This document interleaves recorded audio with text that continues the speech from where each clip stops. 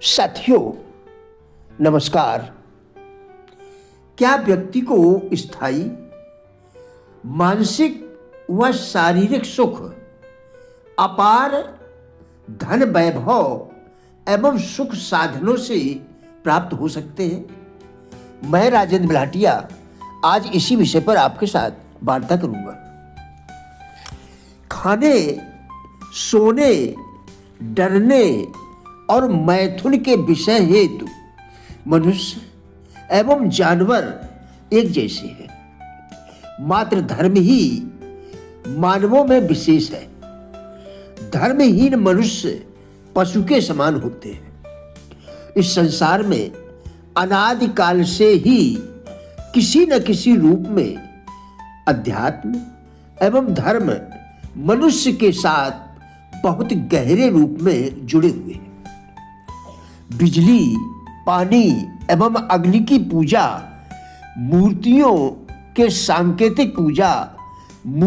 की सांकेतिक पूजा, किसी अनजानी शक्ति से भय एवं इस सब की वजह से इंसानियत से जुड़े रहना, ये सब किसी न किसी रूप में धार्मिकता के ही अंग हैं।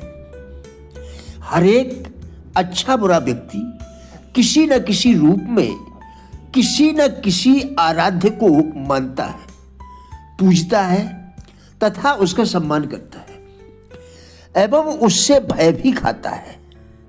भय इसलिए खाता है कि गलत काम करने पर वह अनजानी शक्ति उसे दंडित कर सकती है। जो लोग भगवान से डरते हैं उन्हें कोई भी गलत काम करने से पहले 100 बार सोचना पड़ता है। इसी वजह से कई लोग कुमार्ग पर जाने से बचते ही हैं। साथ ही साथ कई प्रकार की दुख तकलीफों से भी बच जाते हैं। प्रत्येक धर्म एवं समाज में आध्यात्मिक एवं धार्मिक भावनाएं सदियों से जुड़ी हुई हैं तथा उनकी मान्यता एवं पालन करके लोग सुख का अनुभव तो करते ही हैं, साथ ही संतुष्टि भी अनुभव करते हैं। महापुरुषों का कथन है, शाश्वत सुख व्यक्ति को साधनों से नहीं बल्कि साधना अर्थात आत्मनियंत्रण से मिलता है। आपने जरूर सुना होगा, प्रभुता पाए काय मद नाही, कर विचार देखो मन माही। एक बार की बात है कि राजकुमार जिसका नाम नीरव्रत था, उसके पास सुख वैभव ऐशो आराम की कोई भी कमी नहीं थी। अब राजकुमार वयस्क अवस्था में पहुंच चुके थे। हर प्रकार के सुख साधनों के बावजूद कभी कभी खिन्न और उदास हो जाया करते थे। एक बार उनके मन में एक प्रश्न उठा, नीरव्रत, क्या तुमने कभी यह विचार किया है कि सभी सुख सुविधाओं के होते हुए तुम दुखी और उदास क्यों हो?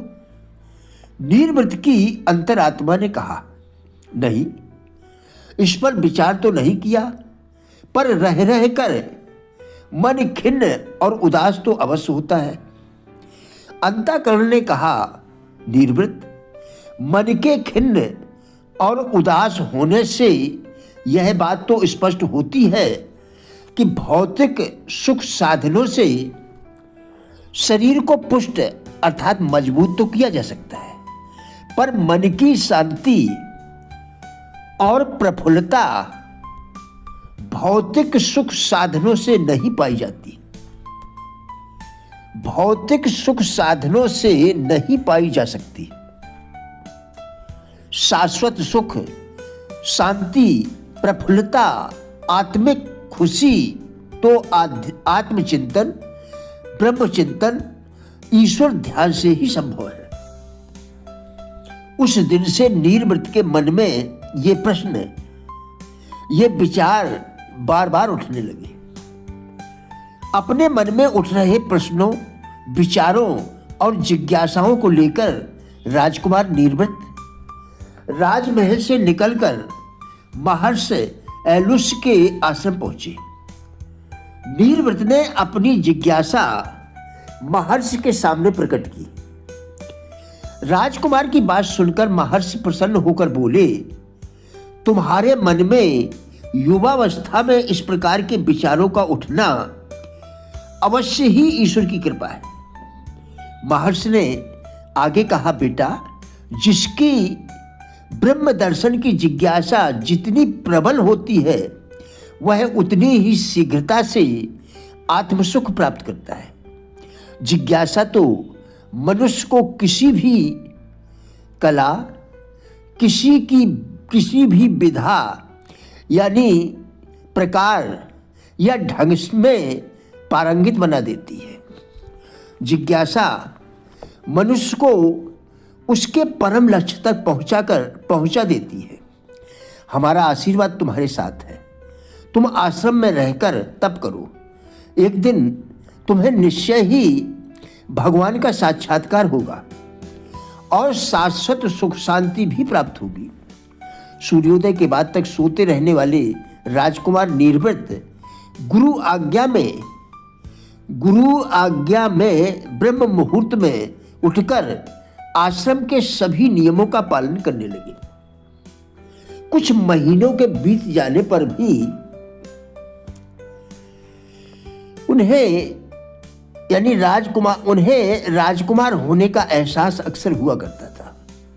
उनके अंदर का राजकुमार अभी जीवित था और उनकी साधना में विघ्न डाल रहा था। उन्हें राजमहल के सुख वैभव की यादें भी आया करती थी। महर्षि एलुस अपने इस नए शिष्य की अहंकार वाली समस्या से भली भांति परिचित थे। सो उन्होंने नीरव्रत के न चाहते हुए अपने अन्य शिष्यों की तरह भिक्षाटन करने का आदेश दिया। राजकुमार नीरव्रत भिक्षा पात्र लिए एक ग्राम में प्रविष्ट हुए। किसी के द्वार पर जाते हुए उन्हें लज्जा आ रही थी।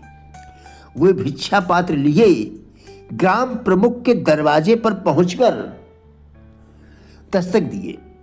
ग्राम प्रमुख की कन्या विधा ने दरवाजा खोला और उसने भिक्षा पात्र के लिए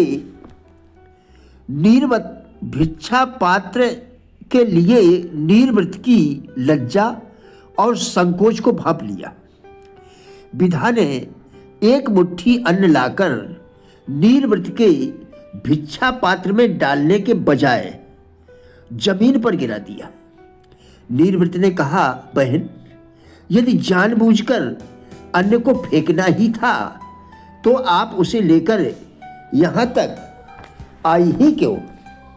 विधा ने हंसकर उत्तर दिया, तात, मैं ही क्यों, संसार भी तो ऐसा ही करता है। संसार में आकर मनुष्य अपने लक्ष्य को कहाँ याद रख पाता है। हम में से भला कितने लोग मनुष्य जीवन का सदुपयोग कर पाते हैं। हमें अपने परम उद्देश्य को पूर्ण करते हुए भी कितने लज्जा और संकोच होता है।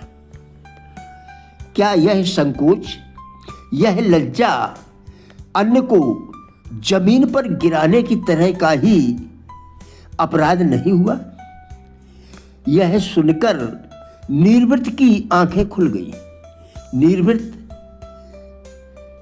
यह चिंतन करने लगे, जब तक देह नष्ट नहीं हो जाती है तब भी क्या राजा रंक, राजकुमार और सेवक का भेद रह जाता है?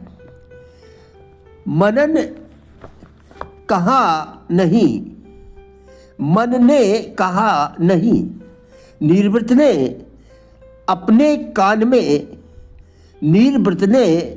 अपने काम में पूर्णता हासिल की।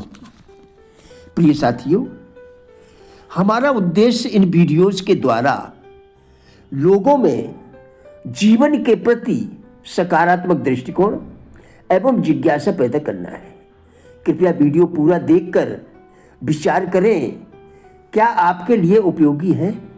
यदि हाँ, तो कृपया लाइक, शेयर एवं चैनल को सब्सक्राइब करके हमारा भी उत्साह बढ़ाएं।